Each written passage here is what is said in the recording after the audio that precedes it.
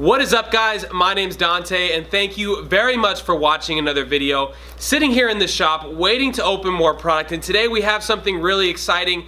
Battlebond. I am holding this box right now feeling like there's a foil true name inside of it, and I want to show you guys. So without wasting any more time, let's get right into it. What is up, guys? Here we are with the Battlebond. I brought Sean with me again. Say hi to the camera, Sean. How's it going, guys? We're gonna talk a little bit about Battlebond as we open this up, but I also wanted to talk about Ikoria, and that's part of the reason I brought Sean, because, well, some of the developments have been affecting not only Magic players, but shop owners too, and I think there's some similarities in between Battlebond and Ikoria. So as I get these packs out here, Sean, have you seen anything about Ikoria? Have you taken a look at any of the mechanics at all yet? I've taken a few peeks at the new cards. I like them. They're interesting. Mutate's interesting. I mean, we see a lot of older mechanics coming back, like cycling and flash and being able to do all that stuff, which is always fun. Companion, I'm not fully on board with. Personally, okay. I think it's an interesting mechanic. I think it's definitely a commander mechanic. It's definitely going to make commander a little bit more interesting for sure. I don't know how well it's going to affect standard. Stunning Reversal is our first mythic there. Yeah. And so one thing that I've noticed, and kind of what's tying Battlebond in with Ikoria for me, is I think Battlebond with the partner mechanic is similar in some ways to Companion. Now, you can leave a comment down below your understanding of Companion, and Sean, tell me what you think. I believe if you meet the requirements to have, so a temptation here for our rare, if you meet the requirements for the Companion, you can keep that as a card that you could cast anytime you could cast a creature. Is that right? I believe that is how it works, yes. Okay, and so I think you're right, and that seems like more based off of kind of a standard mechanic. I know they've already, last one standing here for our rare, I know they've already banned the Is It Companion in Commander before the sets even come out, which is pretty interesting because, and tell me what you think, Sean, I guess they're not on the same team because it seems kind of counterintuitive to come out with a card that you're immediately banning in a huge format in Magic. What do you think about that? I think that card, yeah, definitely a little bit too strong, maybe. Mm-hmm. Too easy to cast. It seems like most of the Companion abilities are a little bit difficult to allow you to cast them pretty much easily. Right. I mean, they've got ones where your deck must contain cards with only converted mana cost, odd cards and lands, stuff like that. I mean, right. There's definitely some interesting ones.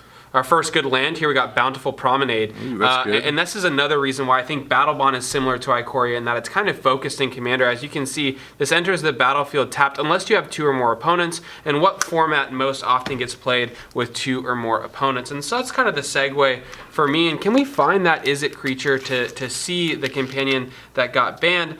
The reason, I mean, I think the requirement for that one is every non-land card in your library has to have a different name. So if you're playing Is It and you're playing in a singleton format, it's basically like having an extra card to cast. So you're starting with, obviously, your 7 cards in hand, plus your commander, plus your companion, which means you're having a huge advantage over your opponents.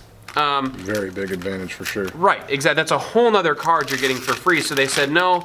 But what I'm most interested in knowing, because it makes sense why they banned it. Here we got a legendary here. It makes sense why they banned it, but for me, I just don't understand how they could come out with a card and then ban it so quickly. Is it that they're not, oh, here we go, we have it here. It's Lutri the Spell Chaser. So each non-land card in your starting deck has a different name, and that's the requirement. It's obviously just a 3-drop, 2/3 with flash. 3/2, excuse me, 3/2 with flash. And I mean, that's even goes to say like, and it has flash. So you're not, oh, here we go, our first companions, or our first, there we go, I said companion. Our first partner, and that's another way where Battlebond is similar. I think the partner mechanic and the companion mechanic aren't exactly the same, but similar in that sense. Kind of have the same feeling. It's Yeah, it's a lot like if you've ever played with Dualcaster Mage. It's very similar to Dualcaster Mage. And Dualcaster Mage remind me. Oh, Vigor, good rare here. It's a three drop, double rare, or double red, one colorless, 2/2. When it enters the battlefield, copy target, instant or sorcery, and he does the exact same thing, and also has flash. Right, so it's copying a spell. So not only are you getting that extra, you're getting that extra card in your hand, but when it comes out, it's going to be copying a spell. So super powerful, a super powerful card there. It makes sense that they banned it. But I guess, so if they're having, it's so strange to me because it seems like they're focusing more on Commander, but they come out with this set and banned it, ban the card at the same time. I mean, what do you think about that? It seems like they could have just maybe not made the card, or I'm not sure. Well, the set also, Ikoria itself also is coming out with a Commander set on top of it, four or five new Commander decks as well. Oh, Bramble Sovereign. Bramble Sovereign. Nice. Yeah. So that ties into what we're opening right now, Battlebond. It has a lot of partner with so-and-so in the new Commander decks, but a lot of the companion is similar to partnership. And I think kind of your point there is they still are paying attention to the people who like Commander by coming out with these Commander sets at the same time as Ikoria. So even if they're making a standard card that can't be played, like, that's still okay. Is that kind of your point there? Yes. Yeah. Right. So and that was kind of what I was thinking is like, well, why come out with a card if you're trying to focus more on Commander? Come out with a new card that people aren't going to be able to play, but like you said, oh, here we got Pier. And I think, right, that means that we also get Toothy as well. So that's what's cool about these double rare there, which is actually a good pull. Yeah. And so that's my thing is like they're starting to focus more on Commander, and they really did. They are helping us Commander players out this year by coming out with a ton of stuff and focusing on that. Which I guess it's okay if they're making a card that's just there for the standard players, and who knows, that card could get played in other formats too. Do you see it having a spot in anything else at this point in time?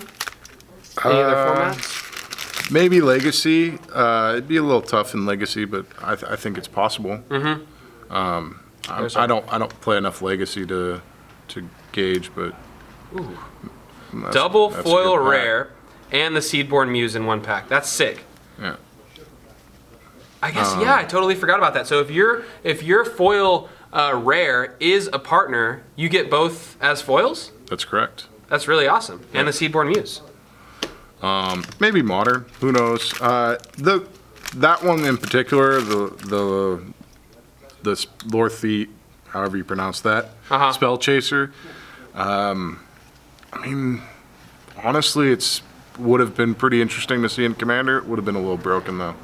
Right. And so comment down below if you can see that card being played. Remind me of the name one more time. It's Lutri. If you can see that card being played in any other format and where. I'm interested to see, because that's what's so great about Magic is people are able to be creative, and when they really focus on trying to break a particular card, some pretty interesting things come out of that. So if you have any ideas or see it being played somewhere else, let us know. We'd be interested to hear your opinion on that one. An interesting thing that I've noticed about the companions in general is they're all legendary creatures. Ooh, Arcane Artisan. So I wonder how that works with Commander, as them being their commanders. Right. Because then I imagine you still have to beat the requirement of Companion. If you're just playing it as your commander. Oh. Because they're all legendary creatures. Right. See, that's something and this is what's always fun with new mechanics, is it's like, well, we can speculate, but that is a great question, and that's part of what makes the game kind of more complex, is when all these new mechanics come out, like how do they work with the existing rules? And that's one of the fun things that kind of brings me into the next topic, is for all of us people who love playing the pre-releases, and let me know down below, like the video if you like doing the pre-releases, this set got pushed back. Do you know how far we're looking at until we can finally get our hands on some of this stuff? Looks like about, I want to say it's middle of May. Okay, and once again, even that is up in the air, middle of May, because they haven't, or have they come out with a definite, like you guys? Pretty sure it's a definite. Okay, well that's middle of May for for the United States. That's awesome to have some sort of definiteness in this time. It seems like everything is kind of up in the air, but at least we can count on having some Ikoria to open up for you guys on the channel in May. And we get this stuff and we want to show it to you as soon as we get it. So make sure to subscribe and turn your notifications on if you want to see, oh, another double rare pack. If you want to... I know, and we got another foil rare. If you want to see Ikoria get opened up as soon as it comes out, make sure to subscribe to the channel and turn your notifications on, because as soon as we get it, we crack it open, we put it on there so you guys can kind of understand the set, prepare for your pre-releases, because hopefully, with any luck at all, Morphic Pool, with any luck at all, we're still going to be able to experience the pre-release for this set. It's going to be great. And if you're like... I'm looking forward to it. It looks like a lot of fun. Yeah, it looks like a lot of fun. I can't wait. I mean, I was a little upset to know that we had to wait, but it makes sense. Like, we all want to be safe, and it will happen. Ooh, Spellseeker, great rare. Yeah. As we're getting towards the end Recently has gone up. Right, such a great card, really. Being able to tutor for the, so it's instant or sorcery, converted mana cost 2 or less. Super nice. It gets played in my Urza deck. We can go tutor up our, ooh, there we go. I'm a mythic. Nirkana or Nurkana? Revenant. We got a few mythics, a lot of great cards in here. Great commander card if you're playing mono black, especially if you're playing vampires. I believe it is a vampire noble. Vampire Shade. Shade, oh. It is a vampire though. That's all that matters. As long as it shares one of those keys. Can't read it from here. That's all right. Goblin Raise Runners. Blaring Recruit. There we go. Getting towards the last few packs. What do we really want to see? We really want to see Doubling Season, is that right? Doubling Season is definitely my favorite card from this set. All those token decks, Super Friends decks if you play them. Well, you love to play green, right? I like green, yeah. In green. Oh, Land Tax. Perfect. Wow, Land we are Tax. getting a ton of mythics. And Bramble Sovereign, we got the Nirkana, Land Tax, which I believe is like the second best card, right behind Doubling Season. Yep. Let me know down in the comments if I got that one wrong, but that's what I believe. I'm pretty sure. Tons of mirror tokens in here. Forest, Hydra, Generous Patron. Nice. If you want to become a generous patron, go ahead and take a look at the link below. We have a spot where you can support the channel. I really want to do some giveaways. I really want to figure out some creative ways to give back to the Magic community. I mean, that was my goal for starting the channel. And if you want to figure out how you can support us, go ahead and check it out. Swamp and Sentinel Tower. So anything else? I guess we can talk a little bit about the mutate mechanic, because that looks really fun too. It's almost as if you're having like creatures become enchantments, like auras. Similar. It's very similar to. Right. I don't know if anybody who's watching has played with the original bestow mechanic from the original Theros, where they were enchantment aura creatures that would be bestowed upon creatures, giving them certain abilities. It's very similar to that. I think it'll probably play very similar in the rulings for it as Bestow did, because these are not enchantment, maybe not. Right. So, ooh, Sea of Clouds. So that's what a great box. For real. We've got 3 of the dual lands in the set, which is, I love to call these the commander lands, but what's the real name for them? I don't remember what they're called. Oh, there's an opportunity, guys. Go ahead and comment down below. What are these ones called? Because we have our filter lands, ping lands, all those things. What are these ones called? I mean, what's a creative name?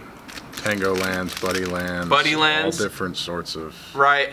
But I don't remember what these were called. The Redeemer. Fast lands. It's always fun getting 2 rares. Maybe we need to open up some mystery boxes again. That was a lot of fun. Oh, if you guys want to see us open up some mystery boxes, let us know. It's a lot of fun being able to get 2 mythics out of 1 pack, or 3 rares together forever. It's definitely also interesting because they've already spoiled 3 planeswalkers. 2 of them are coming back from being around. We have Vivian and Narset, which Narset we haven't seen in a long time, and this Narset's pretty interesting, actually. And Narset's coming out in Jeskai colors, right? Jeskai +1 generic? That's correct. Awesome. And then a new one that I haven't heard of or seen before, and his name's Luca Coppercoat Outcast, and he's a mono red planeswalker. He's definitely very, very interesting.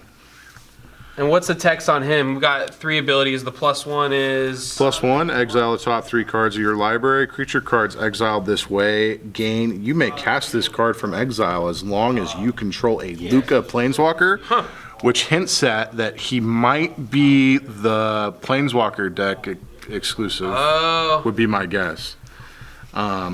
And then he has a -2, exile a creature you control, then reveal cards from the top of your library until you reveal a creature card with higher converted mana cost. Put that creature onto the battlefield and the rest of the bottom in a random order, which is very similar to like a Birthing Pod or an Eldritch Evolution, but it does specifically say it has to be a higher converted mana cost. And then you have a -7 ability. Each creature you control deals damage to its equal to its power to each opponent, not even target opponent. Wow. So definitely we can tell when it's saying each opponent, I'm always thinking to myself, okay, we're playing this in Commander, we're trying to deal it to each opponent, kind of hinting at the fact that maybe we don't just have one opponent. Very exciting stuff, guys. If you enjoyed the video, as always, please leave a like. Let us know if you want to see anything on the channel, and we're going to get Ikoria to you as soon as we get it, so stay tuned. Make sure to like, subscribe, and turn those notifications on. We'll see you next time. Say bye, Sean. Later, everybody.